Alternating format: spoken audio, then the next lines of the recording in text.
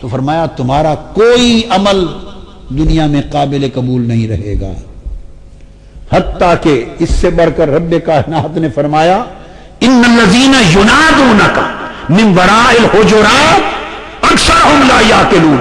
دوپہر کو آقا آرام فرما رہے ہیں، دیہات سے لوگ دور سے آتے، آداب سے واقف نہ تھے، تو باہر سے گلی سے آواز دے دیتے۔ رب کو یہ بھی گوارا نہ ہوا کہ محبوب سویا ہو اور کوئی گلی سے اونچی آواز سے پکار دے کہ میری محبوب کی نیند میں خلل نہ آ جائے۔ وہ نیندوں کی وہ حفاظت کرتا ہے، محبوب کی طبیعت کی وہ حفاظت کرتا ہے، ناگواری طبع سے وہ بچاتا ہے، بے ادبی سے وہ بچاتا ہے، اذیتوں سے وہ بچاتا ہے، احساس پر کوئی چیز گراں نہ گزرے اس سے وہ بچاتا ہے۔ اور فرمایا اگر تم نے ایسا کر دیا تمہارے سب اعمال ضائع چلے جائیں گے۔ اور جو لوگ اللہ رسول کو تکلیف دیں، اذیت پہنچائیں، مخالفت کریں، دکھ دیں، فرمایا اولئک فی الاذلین۔ اللہ نے فرمایا قرآن میں سورہ مجادلہ وہ انتہائی کمینے لوگ، اللہ کے الفاظ ہیں، انتہائی کمینے لوگ ہیں۔ اب یہاں پہلے تو کہا تھا جہنم ہے، دوزخ ہے، لعنت ہے، اب کہا انسان ہی نہیں ہے، انسان ہی نہیں ہے۔ اور پھر جو تکلیف پہنچائے آقا علیہ الصلوۃ والسلام کو، اس کے جب اعمال ضبط کر دیے تو اعمال کس کے ضبط ہوتے ہیں؟ قرآن مجید میں سورہ بقرہ آیت نمبر 217 فرمایا وَمَن يَرْتَدِدْ مِنْكُمْ عَنْ دِينِهِ فَيَمُتْ وَهُوَ كَافِرٌ فَأُولَئِكَ حَبِطَتْ أَعْمَالُهُمْ۔ جو شخص مرتد ہو جائے اپنے دین سے اور مر جائے، اور کافر کا کافر مرے، اس کے سارے اعمال غارت جاتے ہیں۔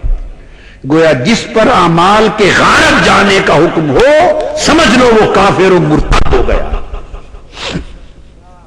گویا آقا علیہ السلام کو ادنا سی اذیت پہنچانا، تھوڑی سی تکلیف دینا، بے ادبی کرنا، اس سے انسان کافر اور مرتد ہو جاتا ہے، چونکہ اس کی سزا ہے کہ سب اعمال غارت چلے گئے۔ اور سورہ المائدہ کی آیت نمبر 5 میں فرمایا وَمَن يَكْفُرْ بِالْإِيمَانِ فَقَدْ حَبِطَ عَمَلُهُ۔ جو شخص کافر ہو جائے اسی کے اعمال غارت ہو جاتے ہیں۔ تو اللہ رب العزت نے آقا علیہ الصلوۃ والسلام کی اذیت کو، تکلیف کو، بے ادبی کو، سوء ادب کو کفر اور ارتداد اور سب ایمان اور اعمال کے غارت ہو جانے کا سبب قرار دیا۔ یہ تو ایک رخ ہے۔ جب آپ یہ جان چکے تو اب دیکھنا یہ ہے کہ تعلق، یہ تو آقا دو جہاں کی بات، اب جن کا ذکر ہے آیا انہیں اذیت حضور کو اذیت تھی یا نہ تھی؟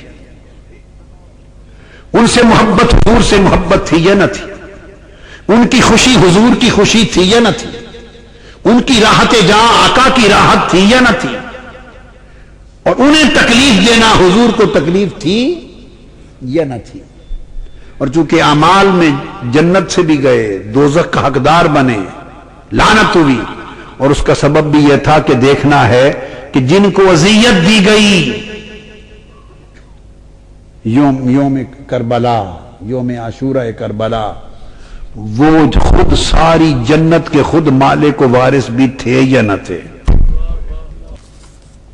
تو ایک بات جو بنیادی چیز بتانا چاہتا ہوں وہ سیدہ فاطمۃ الزہرا رضی اللہ تعالی عنہا، آقا علیہ السلام نے ارشاد فرمایا سیدہ کائنات حضرت فاطمۃ الزہرا رضی اللہ تعالی عنہا کے لیے، مسور بن مخرمہ روایت کرتے ہیں اور صحیح بخاری میں حدیث اور مسلم میں متفق ہے، فرمایا قال رسول اللہ صلی اللہ علیہ وسلم فاطمہ بدعۃ منی فمن اغضبها اغضبنی۔ میں اس ایک نقطے پر صرف توجہ دلا رہا ہوں، فاطمہ میری جان کے دو حصے فاطمہ میں ہیں، یہ معنی ہے بدعۃ منی،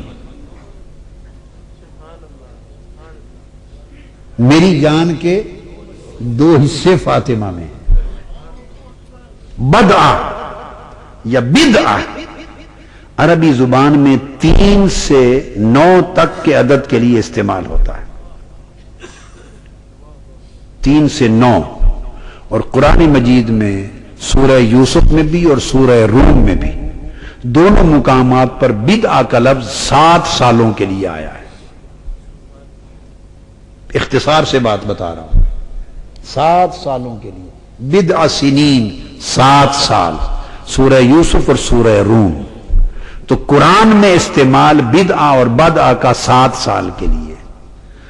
10 کے یونٹ میں جب آپ 7 کو دیکھیں 3.5 1 تہائی اور 3.5 2 تہائی اور 3.5 9.5 بن گیا. تو 10 کی یونٹ میں اکائی میں بدعتن یا بدعتن یہ 10 میں سے 7 یہ 2 تہائی بنتا ہے. تو آقا نے فرمایا لوگو فاطمہ سے میرا تعلق یہ ہے کہ 2 تہائی جان میری فاطمہ میں ہے. اس لیے ومن اغضبہا اغضبنی، جس نے فاطمہ کو دکھ پہنچایا غضبناک کیا اس نے مجھے غضبناک کیا. بات وہی کر رہا تھا. جس نے حضور کو غضبناک کیا اس نے اللہ کو غضبناک کیا، اور جس نے فاطمہ کو غضبناک کیا آقا فرماتے ہیں اس نے مجھے غضبناک کیا. اور حاکم مستدرک میں روایت کرتے ہیں آقا علیہ السلام نے فرمایا سیدہ فاطمہ الزہرا کو قال لفاطمہ ان اللہ یغضب لغضبک ویرضى لرضاک. اے فاطمہ میں اعلان کر دوں دنیا کو بتا دوں کہ ایک تو یہ کہ تیری ناراضگی سے میں ناراض ہو جاتا ہوں، اور اب یہ بتا دوں کہ تیری ناراضگی سے اللہ ناراض ہو جاتا ہے. جس سے تو ناراض ہو جائے اس سے خدا غضبناک ہو جاتا ہے، اور فاطمہ جس سے تو راضی ہو جائے اس سے رب راضی ہو جاتا ہے. اور اب نقطہ ایک ہی رہے گا، صرف ان احادیث کا انتخاب کیا. اور اب مسلم شریف میں حدیث ہے اور نسائی میں آقا علیہ السلام نے فرمایا دوسرا لفظ انما فاطمۃ بدعۃ منی یؤذینی ما آذاہا. یؤذینی ما فاطمہ میری جان ہے، میرا دل ہے، جو اس کو اذیت دے وہ مجھے اذیت دیتا ہے. اللہ نے کہا جو رسول کو اذیت دے وہ ملعون لعنتی جہنم کا ایندھن ہے، اور مصطفیٰ نے فرمایا جو فاطمہ کو اذیت دے وہ مجھے اذیت دیتا ہے، اور خدا نے کہا جو رسول کو اذیت دے وہ جہنم میں جلتا ہے، وہ مجھے اذیت دیتا ہے.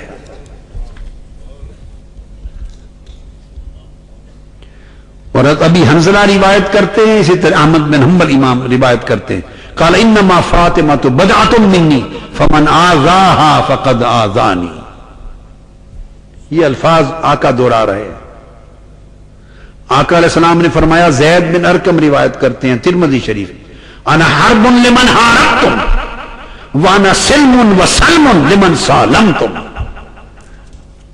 آپ نے فرمایا قال لعلی وفاطمہ وحسن وحسین، اے علی اے فاطمہ اے حسن اور حسین جو تم سے جنگ کرے گا میں اس سے جنگ کروں گا، اور جو تم سے دوستی اور سلامتی کا ہاتھ بڑھائے گا اس سے میں دوستی اور سلامتی کروں گا.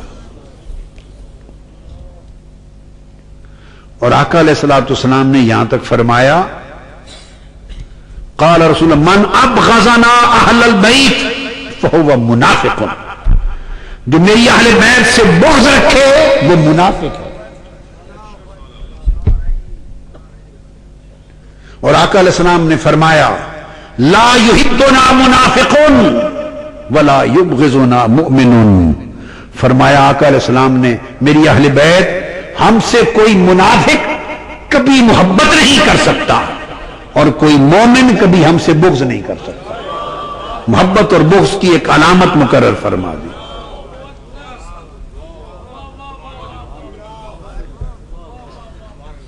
اور جابر بن عبداللہ انصاری میں بتا رہا ہوں انہیں اذیت دینے والا سیدہ فاطمہ الزہرا کو، حسن اور حسین کو حضور کے لخت